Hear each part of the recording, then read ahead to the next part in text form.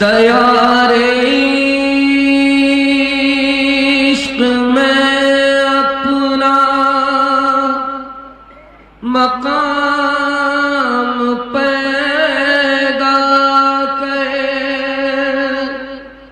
نیا زمانہ نئی صبح و شام پیدا کر۔ میرا طریق امیری نہیں فقیری ہے،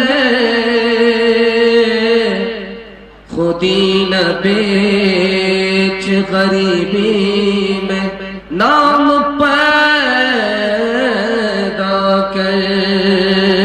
کر تو بھی ترقی دنیا میں اسباب تجارت پیدا کر تو بھی ترقی دنیا میں اسباب تجارت پیدا کر تو بھی ترقی دنیا میں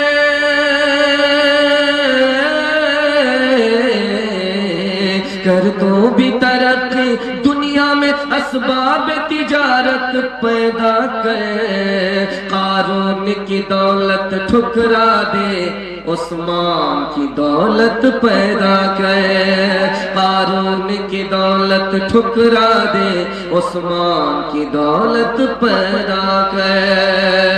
بہت دیر سے یہ جلسہ چل رہا ہے، آپ بھی کبھی جوش میں آتے ہیں اور کبھی آپ کا جوش ٹھنڈا پڑ جاتا ہے، پیشانی آپ کی چمک رہی ہے، اس سے اندازہ ہوتا ہے کہ آپ کا حوصلہ اور ضمیر زندہ ہے۔ دل سے دعا کرتا ہوں اللہ اس مجمع کو دعا تک مکمل فرمائے۔ آپ لوگ یہاں سے لے کر کے وہاں تک سننے کے لیے تیار ہیں؟ دونوں ہاتھ اٹھائیے انشاءاللہ۔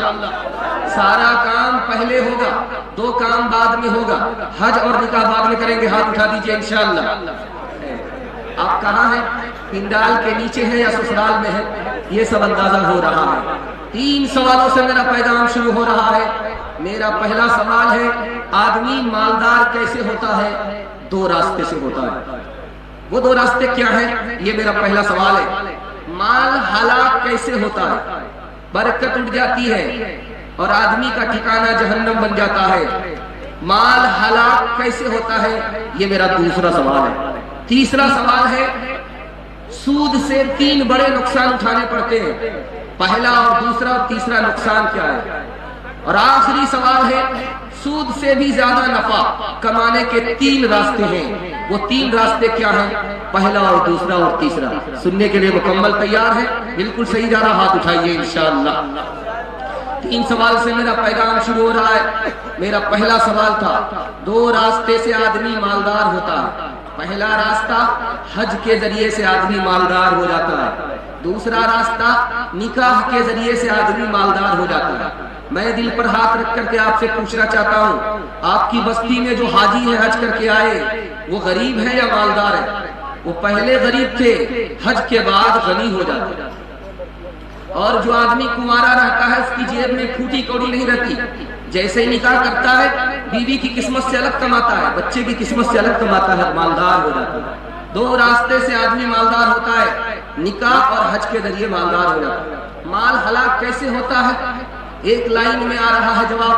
گلاس میں پانی ہے، بھرا گلاس پانی ہے، اس میں 1 قطرہ پیشاب آ جائے پورا گلاس خراب ہو جاتا۔ اسی طرح اگر حرام کے ساتھ حلال کے ساتھ حرام مل جائے تو حلال برباد ہو جاتا ہے۔ 3 نقصان اٹھانے پڑتے ہیں سود کے۔ پہلا نقصان، ایثار ختم ہو جاتا ہے، آدمی دوسرے کے لیے نہیں جیتا۔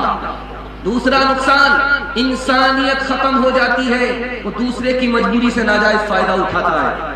تمیز ختم ہو جاتی ہے۔ تیسرا نقصان، اس کو بھلے برے کی کوئی تمیز نہیں رہتی۔